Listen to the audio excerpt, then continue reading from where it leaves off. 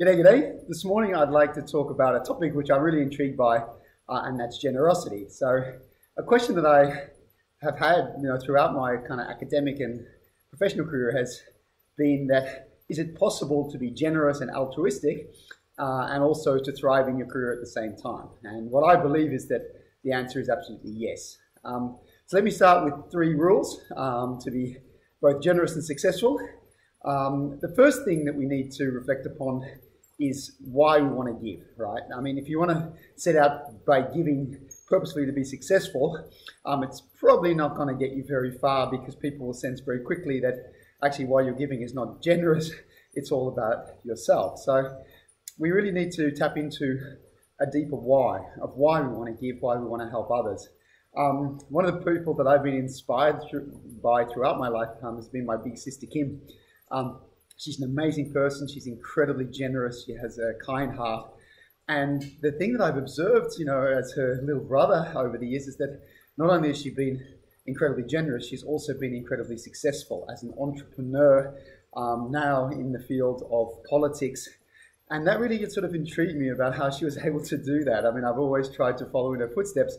So I looked into the research, and the research actually shows that people who are generous, who are altruistic, often go very, very far in their careers. They're often not recognized early on, because that's when the individual contributors get their recognition. But as they mature and grow throughout their careers, they often do really, really well. I'll come back to why a little bit later. But the other intriguing thing about the research on altruism is that people who are really generous often do much less well in their career. Sometimes they do the worst in their career. There's a research by a guy called Adam Grant that kind of demonstrates that. So altruistic people, they really thrive, but they can also do quite badly in their career. So what I want to talk a little bit about is the difference between the two. But the first thing, of course, is to understand, why you want to give. Like for me, as I said, I've observed that throughout my life. My mum, my dad, my brothers, my sisters have all been very generous people. It's kind of part of our DNA. So what I believe is that it makes you a better person, that makes you feel good. Now, I don't give and be generous to people just because it makes me feel good, but I do believe in making the world a better place, and that is really a motivator for me. But at a deeper level, there's also some brain science here, because the neurological research shows that when you're generous, when you help others, your body releases a chemical called oxytocin, which is associated with bonding and empathy, and it's also a chemical that makes you feel good. So you have to ask why you give. If it's simply a motivator that you want to make the world a better place, that you get pleasure out of helping others, and you like that sort of physical feeling that comes with being generous, then go for it. Yeah? But don't go for being generous because you feel you have to. The research shows there, if you're told to be generous, if you're forced to be generous by a boss or by a parent, but you don't really feel like it, then it doesn't have that same connection with feeling good as if you do it from intrinsic motivation. The second thing about being generous is that, you kind of have to be efficient with generosity. I'm a busy person. I work hard. I've got lots of responsibilities. So what I learned some time ago was that I needed to kind of be efficient with my generosity, or else I'd never get my own work done. So what I actually tend to do is to batch my generosity. How do I do that? Usually I allocate a certain number of hours per week on a certain day, often a Thursday morning, where I set aside 2-3 hours just to respond to all the incoming requests that are coming in for me for information, for helps, for recommendations, for LinkedIn referrals sometimes, and I try to sort of batch that into those hours. Other people I know who are really generous, who are in more kind of leadership roles or customer-facing roles, what they do is allocate a certain time every single day, maybe half an hour, an hour, where they just commit themselves to helping other people and putting their own work aside for a while. That can also be effective. The research on those people who are really less successful long-term in their careers shows that they're generous, but they're not efficient with their generosity. So what that means is they often get distracted in helping others, which is nice, but it often detracts from their own performance. So you've got to be a little bit efficient with your generosity. The last thing here, of course, is thinking about, who do you give to? The research here by Adam Grant that I mentioned, he shows that there's basically 3 kinds of people in the world. There's givers, the genuinely generous people. There's matchers, people who kind of keep a tally. If you do something for me, I'll do something for you.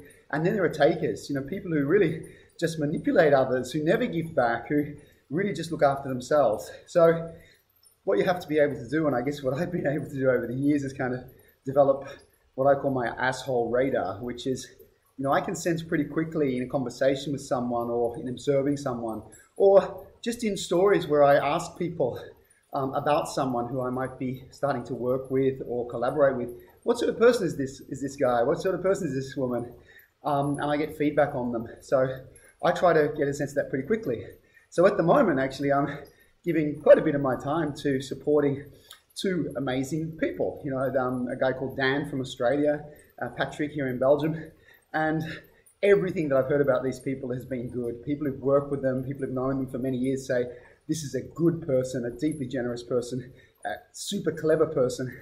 So when I see people like that who I know could benefit from some of my input, I absolutely do not hesitate in reaching out to them and supporting them, because what I'm always thinking about, and I come back to my sister Kim.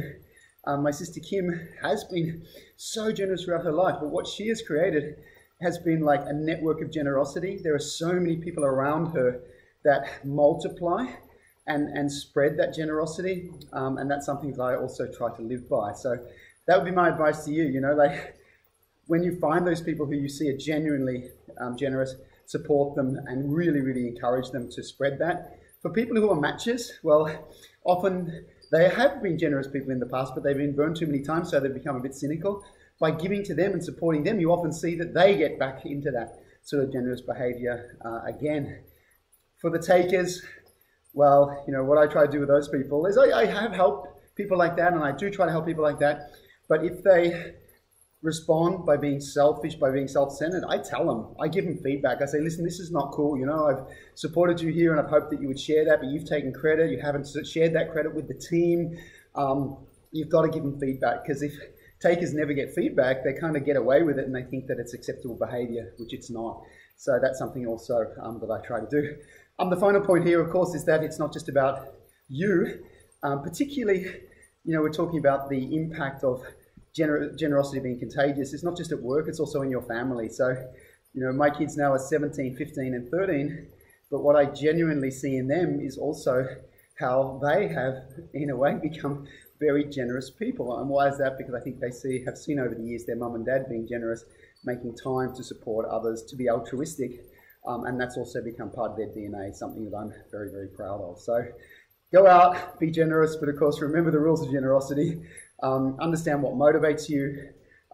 Be efficient in terms of how you do give to others, because you've got to get your own work done.